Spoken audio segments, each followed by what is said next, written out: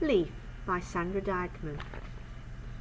Crow saw it first, the strange white creature carried upon the dark waves towards the shore.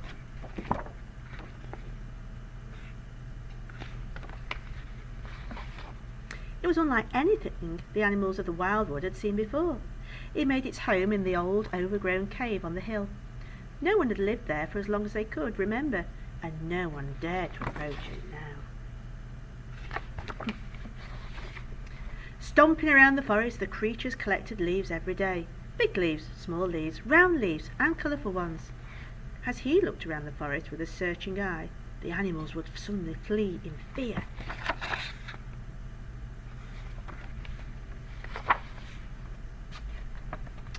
They named him Leaf, not only after the creature's odd habit, but because they wanted him to leave. No one, they thought, should have to live in fear. Every day they discussed the stranger, but no one was brave enough to talk to him. Those are the names they called him.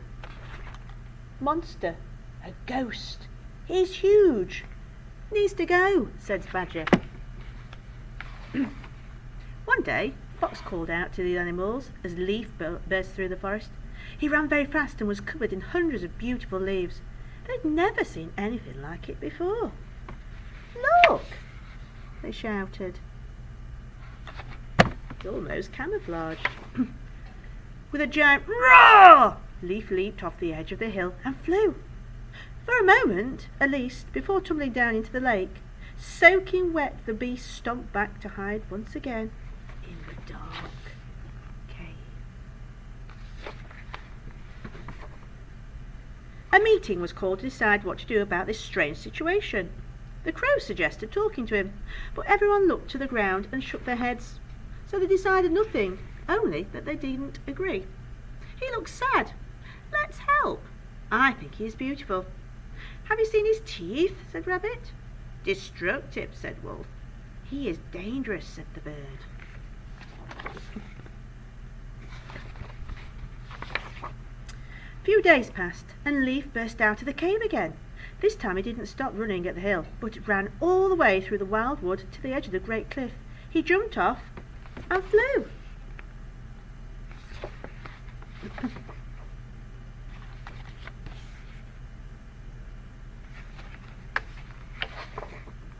The sea spat out just like the day he arrived, only now the clever crows decided it was time to talk to the very sad and lonely Leaf.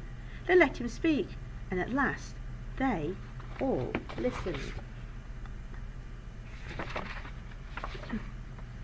Leaf told them how he had drifted over from far across the sea, where the ice was melting. After all, he was only a polar bear wanting to go back to his family. Just someone who wished he could fly back home. How silly they'd all been for not talking to him sooner. And so it decided the crows would help Leaf and fly him home.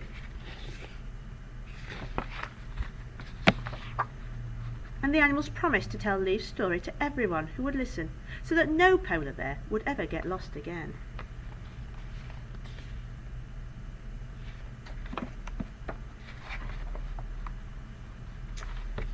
And eventually he made it home.